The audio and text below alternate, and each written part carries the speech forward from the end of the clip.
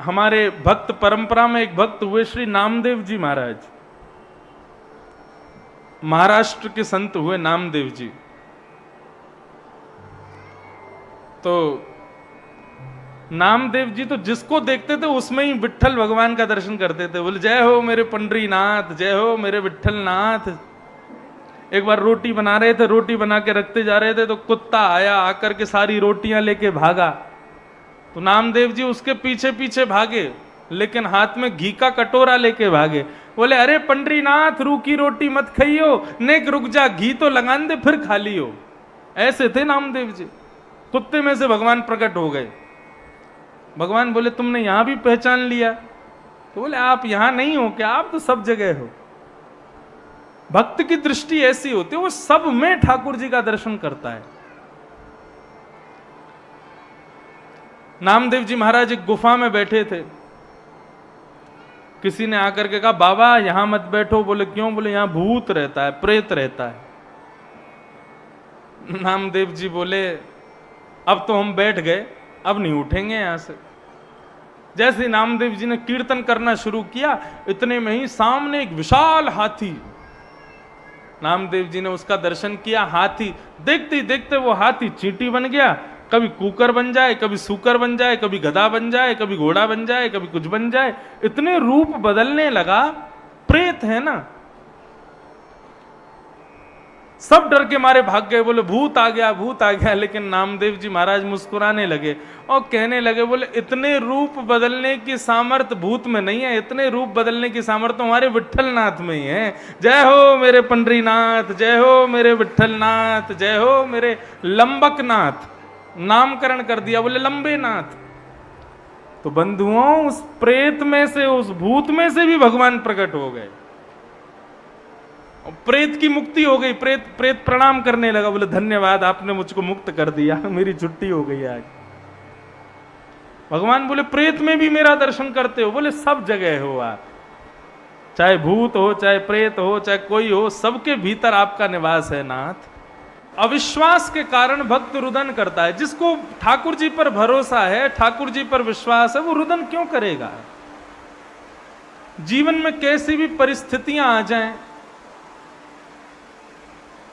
वो रुदन नहीं करता। जैसे सुदामा की स्थिति कितनी खराब थी, लेकिन श्रीमद् भागवत के अनुसार सुदामा जी ने कभी रुदन नहीं किया, कभी ठाकुर जी से कोई शिकायत नहीं की, क्योंकि उनको भरोसा है, उनको विश्वास है। बंधुओं, विश्वास संतोष को जन्म देता है। और यदि व्यक्ति संतोषी ना हो तो सदा दुखी रहेगा। इसलिए विश्वास करो, विश्वासो फलदायक। विश्वास फल देता है। लेकिन युधिष्ठिर रुदन कर रहे थे तो भगवान समझ गए, बोले इसको मुझ पे विश्वास नहीं है, तभी तो रो रहा है। भगवान युधिष्ठिर का हाथ पकड़ करके लेकर के गए। कहां? बोले अरे भैया, जहां हम हार जाते हैं वहां हमारे भक्त जीतते हैं। हम यदि युधिष्ठिर को नहीं समझा पा रहे हैं तो फिर हमारा भक्त समझाएगा। बोले कौन सा भक्त? बोले भीष्म पितामह। देखो इतना बढ़िया मौसम हो गया, हमारे पितृ समझ लो, देवता समझ लो, प्रसन्न होकर के पुष्प वर्षण कर रहे हैं। और रोज ही कर रहे हैं, परसों भी कर रहे थे, कल भी थोड़े बहुत कर रहे थे, आज भी कर ही रहे हैं। तो ये आनंद की बात है। उतना सुंदर प्रसंग चल रहा है भीष्म पितामह का। 1 घंटे की कथा शेष है, बिना एक दूसरे को देखे अगर थोड़े बहुत भीज भी रहे हो ना तो फिर भीज ही जाना। तो व्यास जी तो नहीं भीज रहे कम से कम। एक बार पिताजी की कथा हुई पंजाब में, क्रिकेट के स्टेडियम ग्राउंड में कथा हो रही थी। इतने में जोर की बारिश हुई। तो पहले इतने बढ़िया वाले पंडाल नहीं वाटरप्रूफ होते थे, ऐसी पन्नी लगा देते थे। तो पंजाबी तो होते ही आनंद वाले हैं, तो जैसी वर्षा हुई तो सब बोले महाराज जी आप तो कीर्तन कराओ, हम नाचेंगे। पिताजी बोले ठीक। अब जैसे ही कीर्तन शुरू हुआ महाराज, कीर्तन शुरू होते ही सारे पंजाबी नाचने लगे।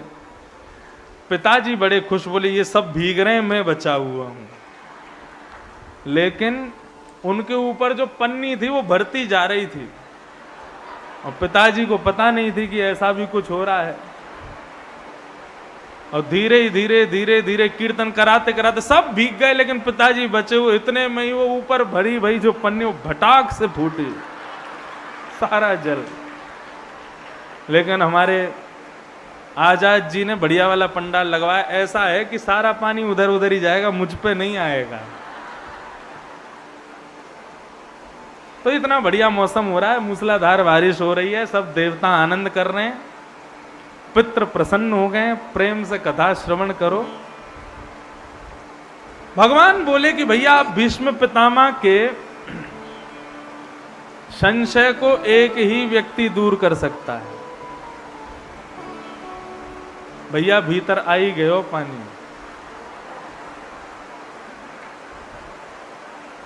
मशीन पे तो नहीं जा रहा है, हाँ बस बाकी सब भीग जाए, मशीन नहीं भीगनी चाहिए।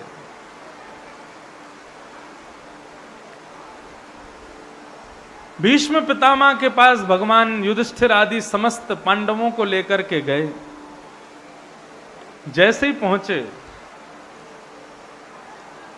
बंधुओं अंत हो जीवन का तो भीष्म पितामह के जैसा हो। अब सब लोग बातचीत नहीं करो, ध्यान से कथा सुनो। जो भीग रहा हो वो उठ के आगे पीछे हो जाओ, बाकी लोग कथा सुनो। भीष्म पितामह का जैसा अंत हो तो जीवन सफल है।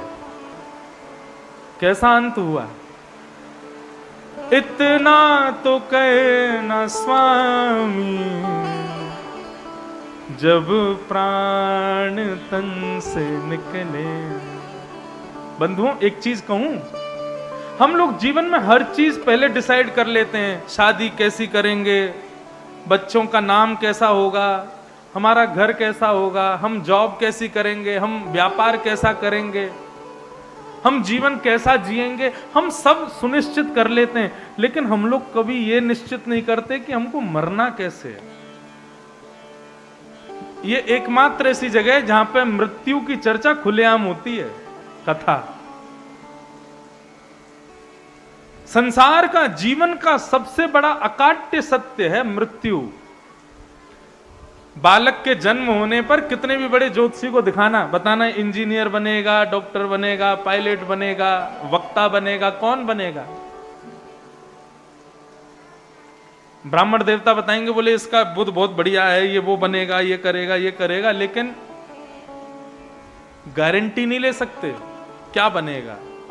लेकिन एक अनपढ़ गंवार भी गारंटी के साथ कह सकता है कि भैया इसने जन्म लिया है ना तो एक दिन मर जरूर जाएगा। आया है सो जाएगा, राजा रंत फकीर, कोई सिंहासन चढ़ चला, कोई बंधा जंजीर। हमारे जीवन का सबसे बड़ा सत्य है मृत्यु, उसको हम कभी नकार नहीं सकते। हम सब चीज सुनिश्चित करते हैं, लेकिन कभी ये नहीं सोचते कि हमको मरना कैसे है, हमारी मृत्यु कैसी होनी चाहिए। और मैं सत्य बताऊं, आप इस कथा के माध्यम से ये सोच लो कि मेरी मृत्यु ऐसी होनी चाहिए, मैं ऐसे मरना चाहता हूं। उससे घबराना क्यों, मृत्यु तो होनी है, लेकिन सोच लो पहले ही, तो फिर ठाकुर जी की जिम्मेवारी है आपको वैसी मृत्यु देने की। हम तो एक ही प्रार्थना करते हैं, आप भी करो। इतना तो कहना स्वामी, जब प्राण तन से निकले, गोविंद नाम लेकर जब प्राण तन से निकले। श्री गंगा जी का तट हो,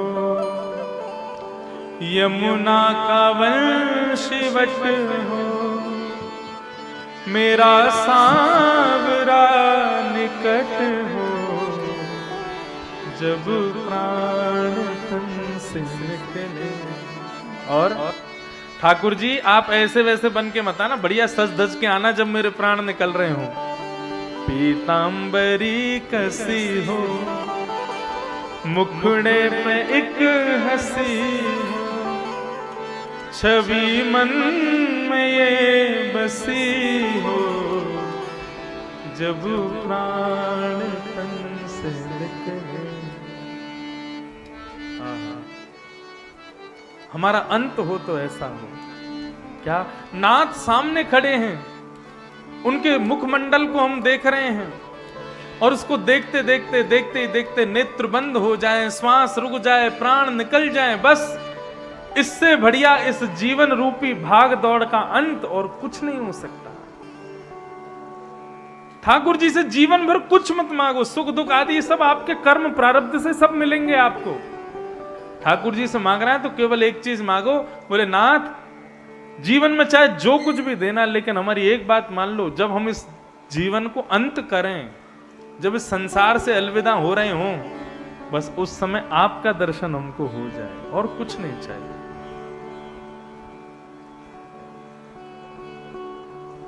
भीष्म पितामह का आज वो संकल्प पूर्ण हुआ।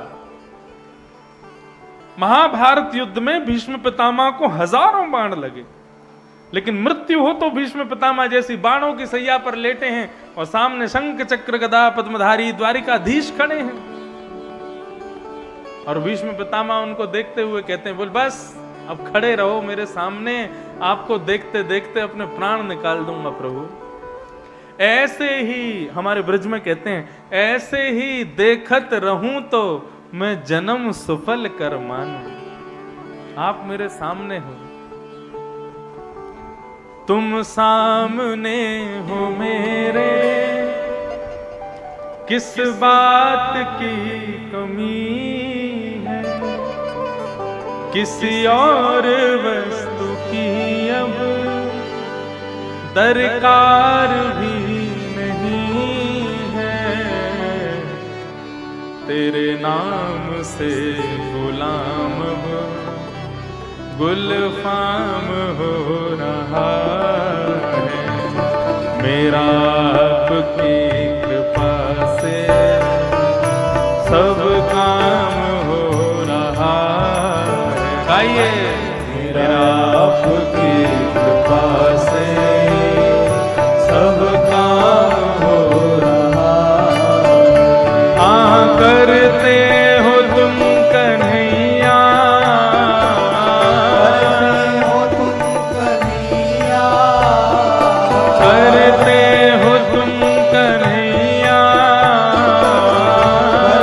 हो तुम कन्हैया, मेरा नाम हो रहा है, मेरा आपकी कृपा से सब काम हो रहा है, मेरा आपकी कृपा से सब काम हो रहा है। ओ पतवार के बिना ही मेरी नाव चल रही है, पतवार के बिना ही मेरी नाव चल रही है। हैरान है जमाना, मंजिल भी मिल रही है। हैरान है जमाना, मंजिल भी मिल रही है। ओ हैरान है जमाना,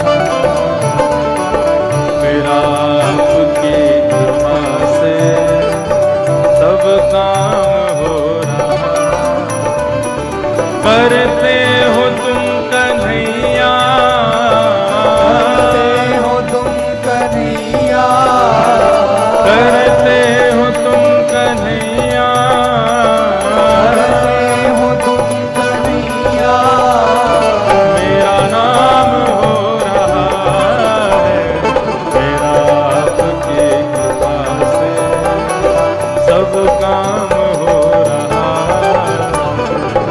मेरा आपकी कृपा से सब काम हो रहा है। ओ मेरा आपकी कृपा से सब काम हो रहा है। मेरा आपकी कृपा से सब काम हो रहा है।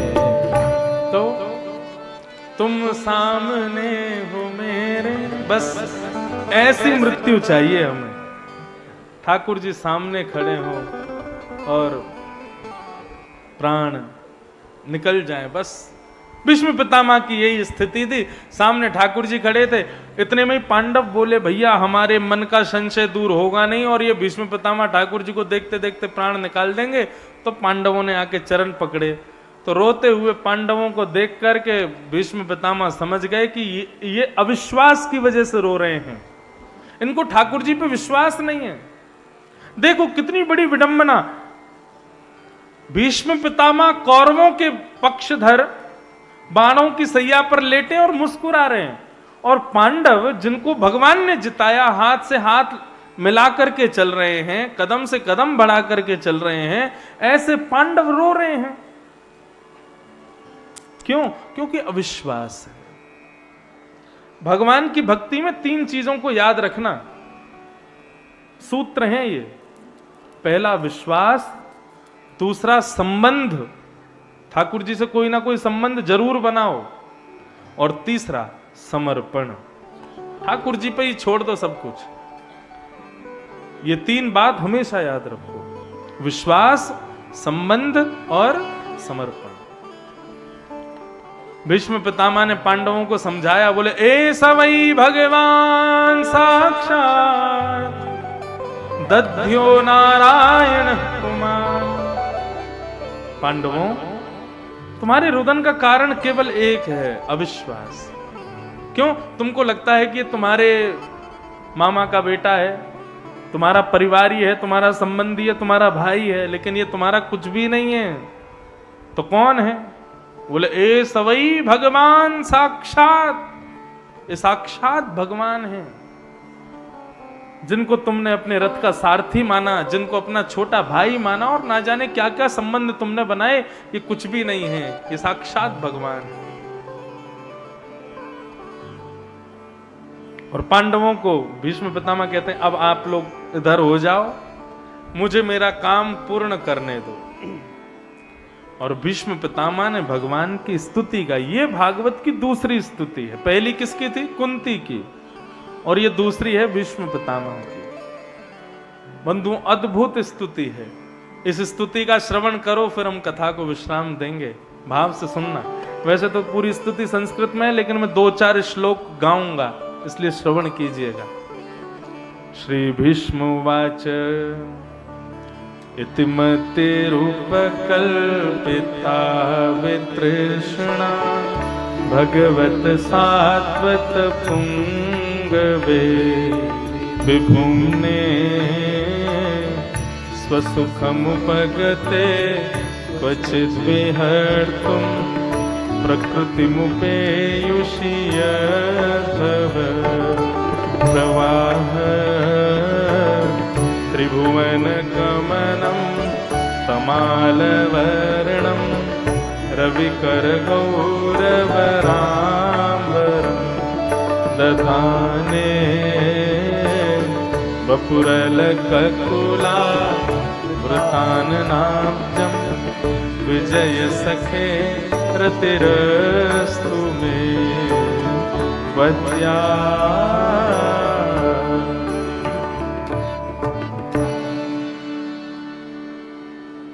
अब 30 मिनट बिल्कुल सावधानी से बैठो। कथा में सदैव मेरुदंड, ये पीछे जो कमर है इसको सीधी करके बैठा करो। आप कहोगे महाराज जी आपने तो बढ़िया मसनद लगा रखी है पीछे, हमको दो तो हम भी बैठ जाएं। पीछे आपके जो बैठे हैं श्रोता उसकी कमर लगा लो, उसके घुटने से लगा के बैठ जाओ, लेकिन सीधे बैठो। इसके पीछे बहुत बड़ा कारण है क्यों कह रहे हैं सीधे बैठो। देखो जो शब्द हम लोग बोलते हैं या आप लोग बोलते हो, और भागवत के श्लोक आदि जब हम गा के बोलते हैं तो इसको कहते हैं सामवेद। क्या कहते हैं? ये सामवेद के अंतर्गत आता है। गायन शैली आदि ये सब सामवेद के अंतर्गत है। और सामवेद कहां से प्रकट होता है?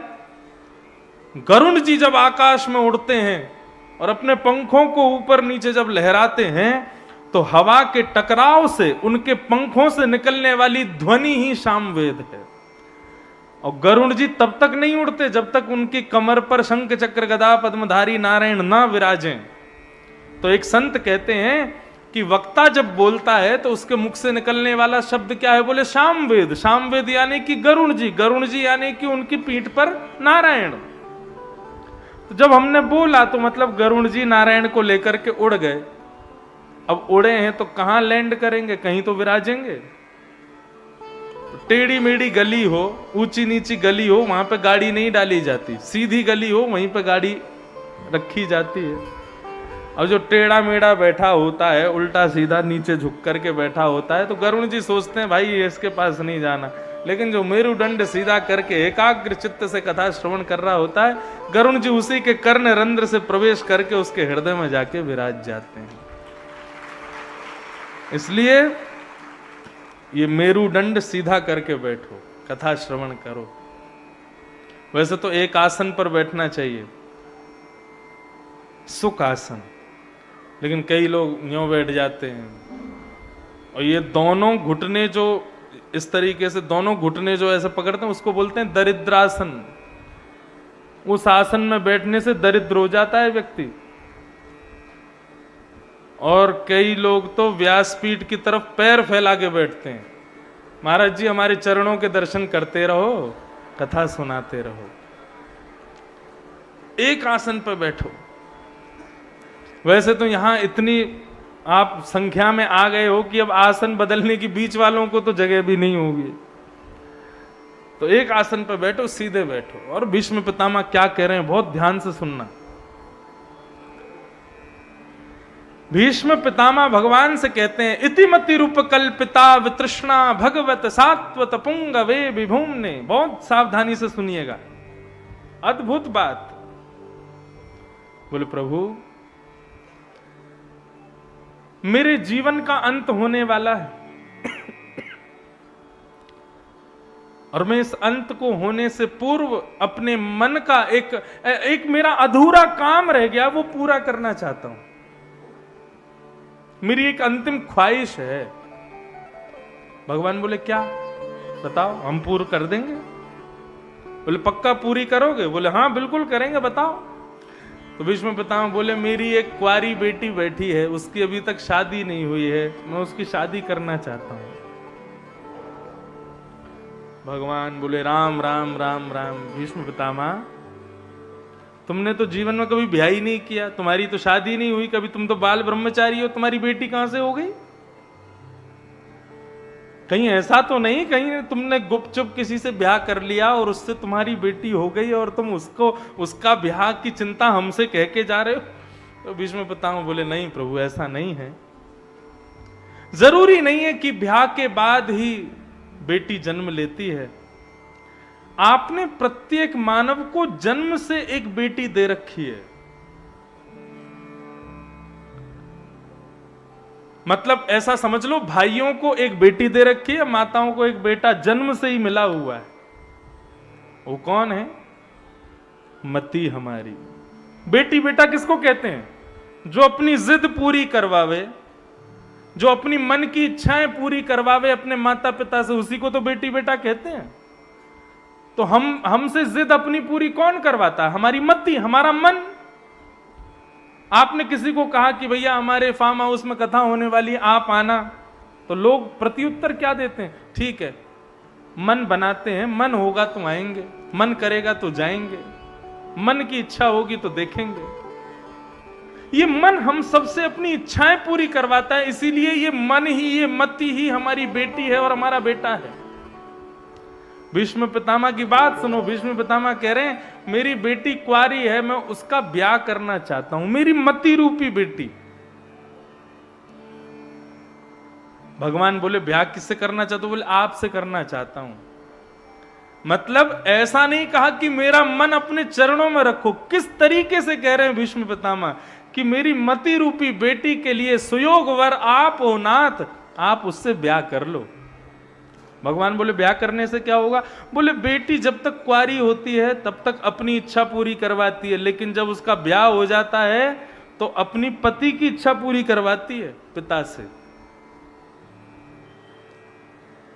यदि मेरी मति रूपी बेटी के पति आप बन जाओगे नाथ, तो मेरी मति वो इच्छा प्रकट करेगी जो आपकी इच्छा होगी, और जो आपकी इच्छा होगी वो यदि मैं करूंगा तो मेरा जीवन धन्य हो जाएगा। इसलिए मेरी मति रूपी बेटी से ब्याह करो। देखो, कथा भागवत सब लोग सुनते ही हो, लेकिन इन कथाओं से सीखना क्या है? ये भक्त जिस तरीके से, जितनी चतुराई से, जिस प्रकार की भाव से ठाकुर जी से बातें करते हैं ना, वो सुनने योग्य है। अब बताओ भीष्म पितामह कितनी चतुराई से बात कर रहे हैं, लेकिन हम चतुर हैं तो ठाकुर जी चतुर शिरोमणि हैं। भगवान बोले अच्छा, जब तुमने ब्याह का प्रसंग छेड़ा है तो दामाद में कुछ गुण होने चाहिए, ये नहीं हो तो बेटी का ब्याह नहीं करना चाहिए। ध्यान से सुनना, दामाद में कौन कौन से गुण होने चाहिए भगवान सब बता रहे हैं। पहला, कन्या वर्यते रूपम। कन्या ना तो जमीन जायदाद से ब्याह करती है, ना गाड़ी से ब्याह करती है, कन्या रूप से ब्याह करती है। कुछ हो ना हो, लेकिन हमारे होने वाले दामाद का रूप सुंदर होना चाहिए, सुंदर होना चाहिए। भगवान बोले तुम्हारी बेटी के लिए मैं सुंदर हूं कि नहीं तुमको कैसे पता? तो भीष्म पितामह बोले त्रिभुवन कमनम तमाल वर्णम। आप कह रहे हो कि आप सुंदर नहीं हो? हमारे ब्रज में कहें हे कृष्ण लला तुम होते लली तो गरे कट जाते करोड़न के। लाला हम पे बहुत बड़ी दया करी जो तू लाला बन के आयो, यदि लाली बन के आयो होतो तो ना जाने कितने इनके गरे कट गए होते। आप कहते हो कि आप सुंदर नहीं हो?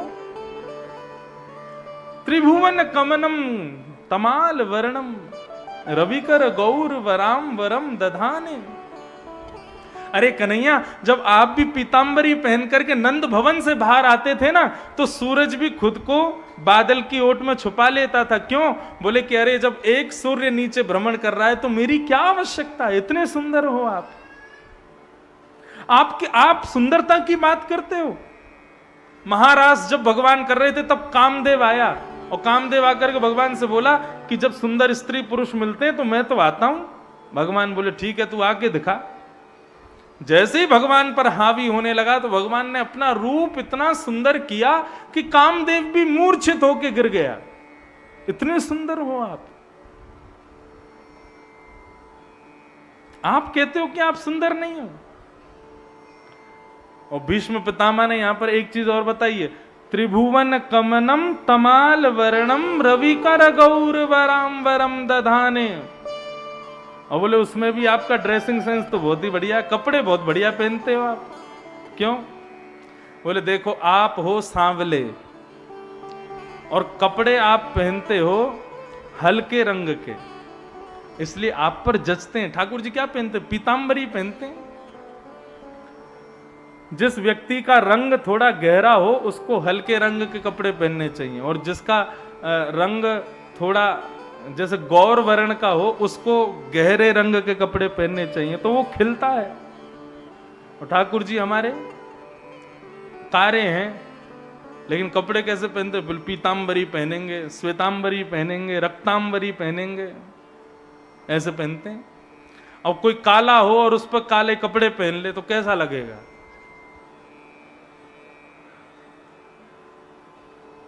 एक बार पति पत्नी दोनों भोजन करने के बाद में गली में घूम रहे थे। पति बहुत काला था, काले कपड़े पहन रखे थे। गली में लाइट थी नहीं, अंधेरा हो रहा था, रात्रि का समय, तो दोनों पति पत्नी घूम रहे थे। इतने में ही एक पड़ोसन आई बाहर, आके बोली अरे बहन तुम अकेली घूम रही हो, जीजा जी नहीं है। तो जीजा जी हंस गए, तो उनके दांत दिख गए। तो अच्छा संग ही खड़े हैं, गहरे रंग के कपड़े, जिनका गहरा रंग हो उनको गहरा नहीं पहनना चाहिए, उनको हल्का पहनना चाहिए। हमारे ठाकुर जी का ड्रेसिंग सेंस बहुत बढ़िया है। त्रिभुवन कमनमता, तो रूप में पास हो गए, दामाद में रूप होना चाहिए। भगवान बोले अकेले रूप को देख करके ध्यान नहीं करना चाहिए, दामाद में और भी गुण होने चाहिए। बोले कौन कौन से? बोले दामाद सुंदर हो, पहला गुण। दूसरी बात, दामाद शौर्यवान हो। शौर्यवान मतलब, अरे कल को जीवन में उतार चढ़ाव आवे तो हमारी बेटी की रक्षा करे, हमारी बेटी को हर परिस्थिति से बचावे। दामाद ऐसा होना चाहिए, शौर्यवान होना चाहिए। भीष्म पितामह बोले आपसे बढ़िया शौर्यवान और कोई नहीं है। बोले क्यों? इतने बड़े महाभारत युद्ध में इतने बड़े बड़े योद्धा थक गए, हार गए, पस्त हो गए, लेकिन अर्जुन को एक बाण स्पर्श नहीं कर पाया। क्यों? क्योंकि उसके सारथी आप थे, क्योंकि उसके रक्षक आप थे। आप इतनी द्रुत गति से अर्जुन के रथ को घुमाते थे कि कोई बाण उसका स्पर्श भी नहीं कर पाता था। आप जैसा सारथी मेरी बेटी को मिल जाएगा तो मेरी बेटी सदा खुश रहेगी। प्रभु आप सुंदर हो, शौर्यवान हो, 2 गुण हो गए। दामाद में तीसरा गुण क्या होना चाहिए? भगवान बोले देखो सुंदरता और शौर्यता पर ही रीच करके बेटी का ब्याह नहीं करना चाहिए, दामाद का स्वभाव भी अच्छा होना चाहिए। हाँ, कल को घर के लोग सब आमे, बुआ बुआ आमे, सबके पांव छुवे, सबको प्रणाम करे, सबसे प्रेम से मिले, ऐसा होना चाहिए। ऐसा थोड़ी सबके सामने मुंह फुला करके बैठ जाए, मुंह अपना सीधा होके बैठ जाए, मैं दामाद हूं, मैं थोड़ी झुकूंगा, ऐसा थोड़ी। स्वभाव भी मधुर होना चाहिए। भीष्म पितामह बोले आपसे बढ़िया स्वभाव संसार में किसी का नहीं है। भगवान बोले क्यों?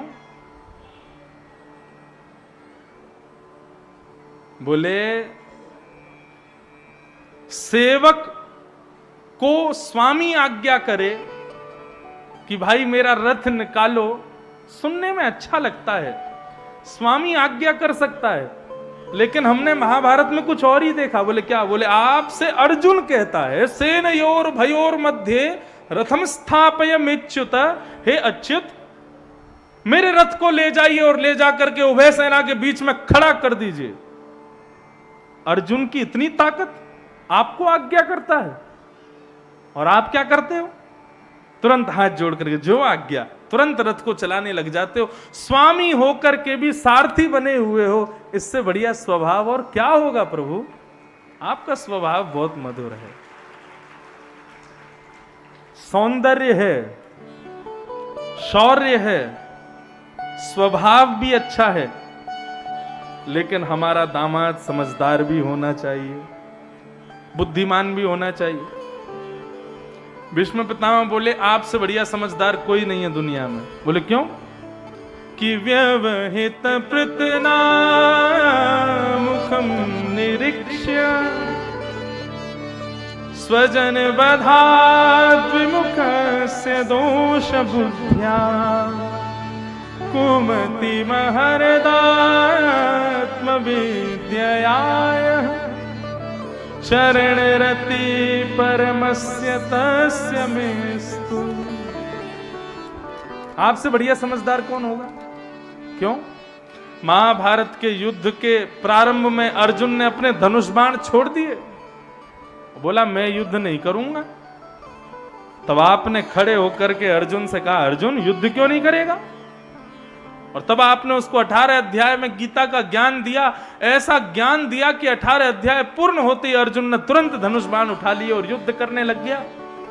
यह आपकी बुद्धि ही तो है, जिस बुद्धि से आपने अर्जुन का मनोबल बढ़ाया। आप बहुत विद्वान हो प्रभु, आप में बहुत समझदारी है, मेरी बेटी तो आपके पास ही रहेगी। सौंदर्य, शौर्य, स्वभाव, समझदारी, 4 गुण हो गए दामाद में। अब 5वां और अंतिम गुण, हमारा दामाद प्रेमी होना चाहिए। भीष्म पितामह बोले आपसे बढ़िया प्रेमी कौन होगा भगवान? क्यों? आज भीष्म पितामह को याद आ रही है महाभारत युद्ध के बीच की, जब महाभारत युद्ध सुनिश्चित हुआ और भगवान ने प्रतिज्ञा ले ली कि मैं शस्त्र नहीं उठाऊंगा। दुर्योधन सेना लेकर के चला गया और अर्जुन ने भगवान को ले लिया। तब ये बात जब भीष्म पितामह को पता चली कि भगवान ने प्रतिज्ञा ली है मैं शस्त्र नहीं उठाऊंगा, भीष्म पितामह बोले कृष्ण ने प्रतिज्ञा ली है शस्त्र नहीं उठाएंगे? बोले हाँ उन्होंने प्रतिज्ञा ली है। तो भीष्म पितामह ने भी प्रतिज्ञा ले ली। बोले वासुदेव कर चक्र न धरहि तो तुमको मुख न दिखाऊं, लाजत है मेरी गंगा जननी मैं शंतनु सुत न कहाऊं। यदि महाभारत युद्ध के मध्य में वासुदेव श्री कृष्ण ने आप सबके मध्य में शस्त्र नहीं उठाया, मैं वचन देता हूं मैं शंतनु सुत नहीं, मैं गंगा का बेटा नहीं, यदि मरा तो अपना मुख नहीं दिखाऊंगा किसी को। प्रतिज्ञा ले ली भीष्म पितामह ने। महाभारत का युद्ध प्रारंभ हुआ। बहुत ध्यान से सुनना। जैसे ही युद्ध प्रारंभ हुआ तो 10 दिन के अंदर कौरवों की आधी से ज्यादा सेना खत्म कर दी पांडवों ने। दुर्योधन चिंता में आ गया। बोले ये क्या हो रहा है, सब कुछ उल्टा हो रहा है, हमारी सेना हार कैसे सकती है, इतने बलवान हैं हम लोग। तब उसने भीष्म पितामह की रथ की ओर देखा और बोले कि ये ढीले पड़े हैं इसलिए हम हार रहे हैं। और दुर्योधन सुना के कहने लगा, बोले खाते हमारा अन्न है लेकिन भला चाहते हैं पांडवों का।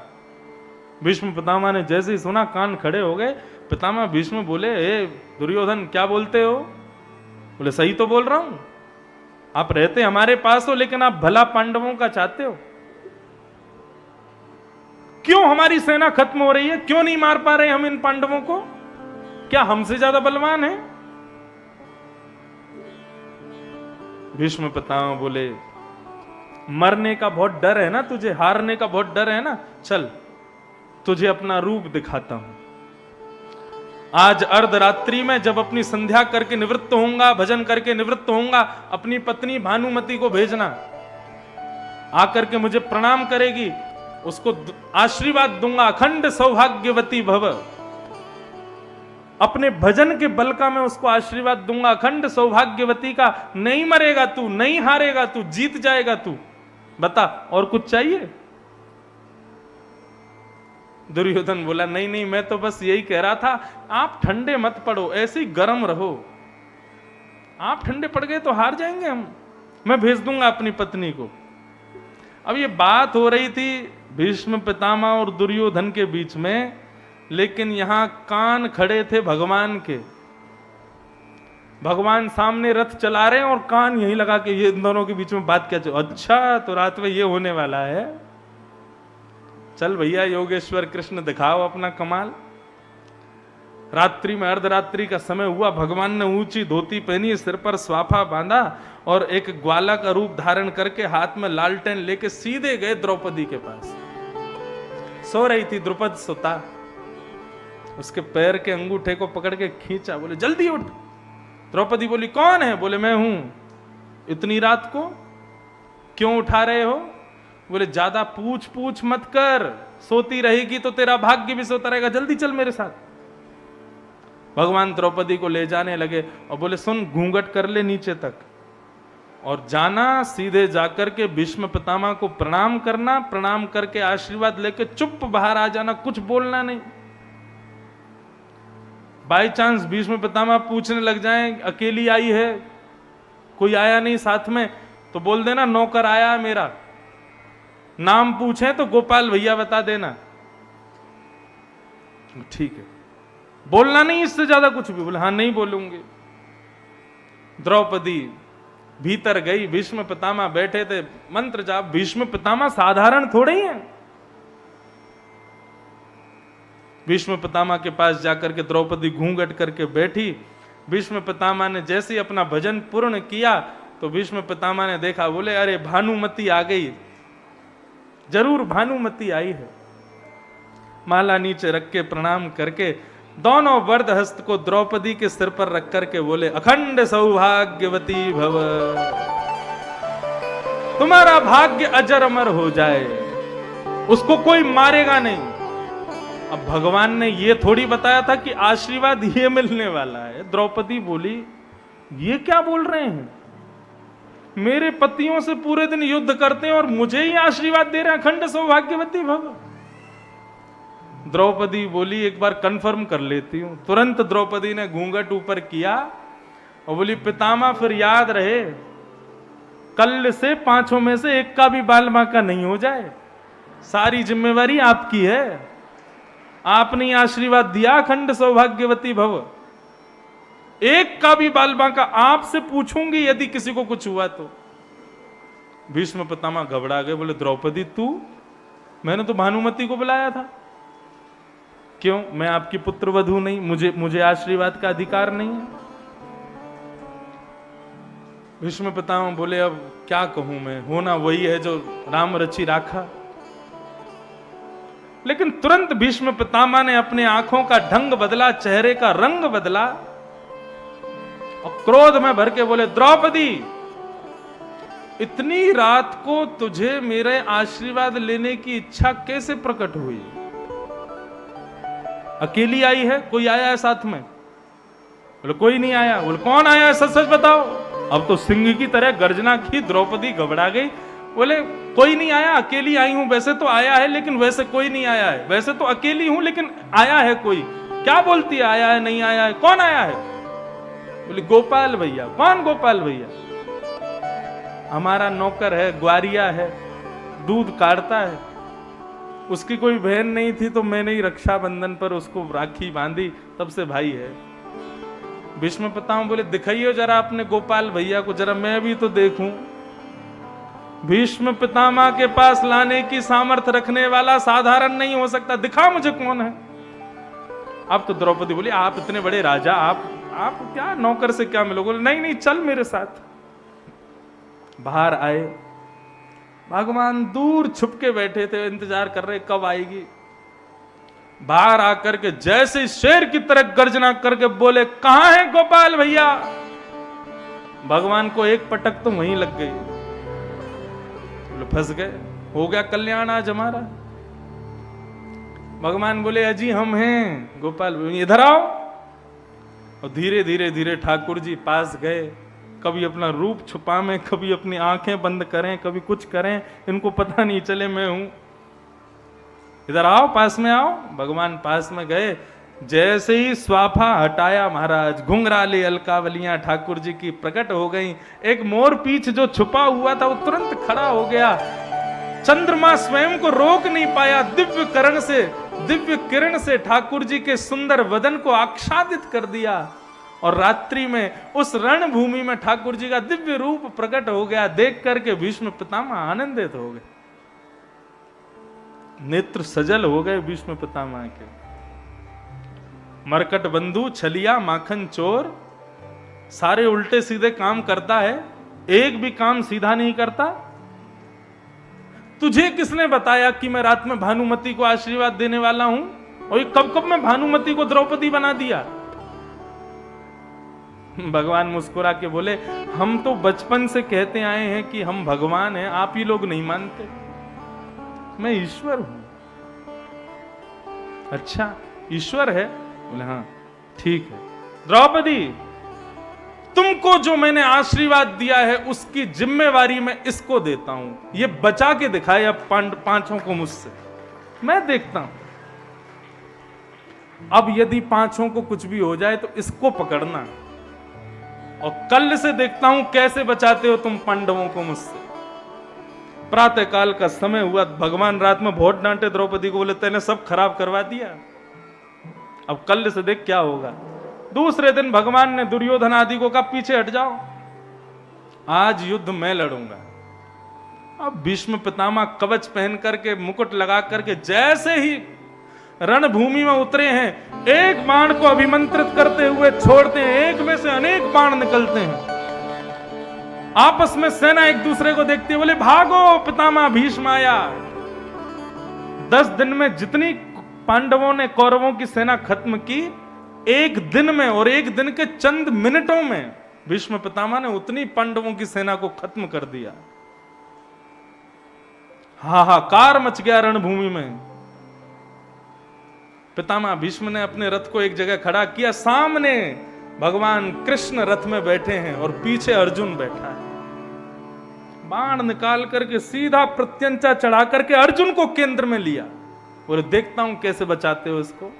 जैसे ही अर्जुन को केंद्र में लेकर के बाण छोड़ने वाले भगवान बोले भैया आज बचाओ इनसे। ठाकुर जी बोले भीष्म पितामह को कैसे रोकूं, क्या करूं, कहां जाऊं? अर्जुन है मेरो प्राण, मैं हूं अर्जुन को प्राण, अर्जुन के जीवन को जीवन हमारो है। अर्जुन मेरा प्राण है, इसको मैं कैसे बचाऊं? तभी ठाकुर जी ने दूर टूटा हुआ एक रथ का चक्का पड़ा था, ठाकुर जी की दृष्टि पड़ी, कभी उसको देखते हैं, फिर भीष्म पितामह को देखते हैं, फिर उसको देखते हैं। इतने में ही ठाकुर जी दौड़े, कूदे रथ से और जाकर के रथांग पाणे बनकर के रथ का चक्का उठाया और दौड़े हैं भीष्म पितामह की ओर। जैसे शेर झपटता है एक हाथी के ऊपर, ऐसे द्वारिकाधीश झपटे हैं भीष्म पितामह के ऊपर। रथ का चक्का लेकर के भगवान दौड़ते हुए आ रहे थे। भीष्म पितामह हाथ में धनुष बाण लेके खड़े थे। जैसे ही ठाकुर जी ने रथ का चक्का उठाया, भीष्म पितामह ने धनुष बाण नीचे रख के ताली बजाने लगे, वाह वाह वाह, जय हो। हाँ भाई सब लोग सुन लो, क्या आप कहो में शस्त्र बिन भूमि हरऊं सब भार। इन्होंने प्रतिज्ञा ली थी कि शस्त्र नहीं उठाएंगे। देख लो, दर्शन कर लो, रथ का चक्का लेकर के खड़े हाथ में मुझको मारने के लिए। शस्त्र नहीं है तो क्या है? आप कहो में शस्त्र बिन भूमि हरऊं सब भार, तू हमको क्षत्रिय ना गिने, बोल ही वचन विचार। हम क्षत्रिय हैं, कहां गई तुम्हारी प्रतिज्ञा? मैं शस्त्र नहीं उठाऊंगा, मैं तो बिना शस्त्र के लड़ूंगा। अब क्या हुआ, क्यों उठाया शस्त्र? ठाकुर जी मुस्कुराने लगे। दार चक्र हरि हस पड़ो, दियो उत्तर ब्रजराज। ठाकुर जी उत्तर दे रहे हैं कि दार चक्र हरि हस पड़ो, दियो उत्तर ब्रजराज। हमारो ब्रज को राजा उत्तर दे रहे हो। बोले कहा, आज तजी प्रतिज्ञा मोरी, मैं तोरी प्रतिज्ञा काज। पितामह, मैंने शस्त्र क्यों उठाया? क्योंकि आपने प्रतिज्ञा ली थी कि यदि वासुदेव कृष्ण ने शस्त्र नहीं उठाया तो मैं किसी को मुख नहीं दिखाऊंगा, मैं जननी, मैं संतनु का बेटा नहीं, मैं गंगा का बेटा नहीं, और यदि तुम मरोगे तो तुम किसी को मुख नहीं दिखाओगे, ऐसी तुमने प्रतिज्ञा ली थी। यदि मैं शस्त्र नहीं उठाऊंगा तो तुम किसी को मुख नहीं दिखाओगे, और मुख नहीं दिखाओगे तो अंत काल में मैं आऊंगा तो मेरी स्तुति कैसे गाओगे, मेरा दर्शन कैसे करोगे? बाणों की सैया पर मेरा दर्शन कैसे तुमको होगा? इसलिए तुम्हारा मुख सीधा रहे, तुम मुझे देख पाओ। तुम्हारी प्रतिज्ञा के लिए मैंने अपनी प्रतिज्ञा को तोड़ दिया कि प्रबल प्रेम के पाले पड़कर हरि को नियम बदलते देखा, अपना मान टले टल जाए, पर भक्त का मान न टलते देखा। भीष्म पितामह कहते हैं आपसे बड़ा प्रेमी नहीं है प्रभु, मेरी मति रूपी बेटी से आप ही ब्याह करो। ठाकुर जी ने भीष्म पितामह का हाथ अपने हृदय से लगाया और बोले, पितामह एक बात बताओ, तुम चाहते तो तुम पांडवों के पक्ष में रह सकते थे, तुम कौरवों के पक्ष में क्यों रहे? भीष्म पितामह बोले, बता दूं? बोले हाँ बताओ। बोले पांडवों के पक्ष में आता, या तो आपके दाएं खड़ा होता या आपके बाएं खड़ा होता, या अर्जुन की तरह आपके पीछे खड़ा होता। दाएं खड़े होने वाले को, बाएं खड़े होने वाले को, पीछे खड़े होने वाले को आपके मुख का दर्शन नहीं होता, मुख का दर्शन तो उसको होता है जो सामने खड़ा होता है। मैं इसलिए कौरवों के पक्ष में था ताकि आपका दर्शन मुझको हो सके, मैं आपको देख सकूं, आपको निहार सकूं, आपकी रूप माधुरी को देख सकूं, इसलिए मैं कौरवों के पक्ष में था। बोलो भक्त वत्सल भगवान की। ऐसे हैं पितामह भीष्म, ये हैं भीष्म पितामह। पितामह भीष्म ने भगवान की स्तुति गाते हुए भगवान में ही विलीन हो गए। ऐसे पितामह को हम प्रणाम करते हैं। बंधुओं, आज एक कारण से मुझे अभी कहीं प्रस्थान करना है, और आप सबको बता के बड़ा हर्ष हो रहा है कि कल की कथा दास नहीं करेगा, कल की कथा करने के लिए पूज्य पिताजी महाराज पधार रहे हैं। ये खैर का सौभाग्य है कि एक ही व्यास मंच से दोनों गुरु शिष्य ने कथा सुनाई। ये खैर का सौभाग्य कि एक ही व्यास मंच से पिता पुत्र ने कथा सुनाई। आप सब लोग खूब प्रेम से कल आइएगा, पूज्य पिताजी महाराज कल की कथा श्रवण कराएंगे। कहीं ऐसा मत करियो कल उनकी कथा सुन के परसों बोलो नहीं अब तो इन्हें सुना दो, परसों मैं आ जाऊंगा लौट के। परसों फिर हम लोग बड़े प्रेम भाव से नंद घर आनंद भयो जय कन्हैया खूब आनंद करेंगे। पूरा खैर उस दिन हमारा वृंदावन बन जाए। पीले पीले वस्त्र पहन के आना, खूब आनंद से सब लोग आना। अभी कोई उठ के नहीं जाओ, आरती हो, आरती के पश्चात ही सब लोग जाना। प्रेम और भाव से 2 मिनट संकीर्तन करते हुए आज की कथा को विश्राम देते हैं। भजले हरि का नाम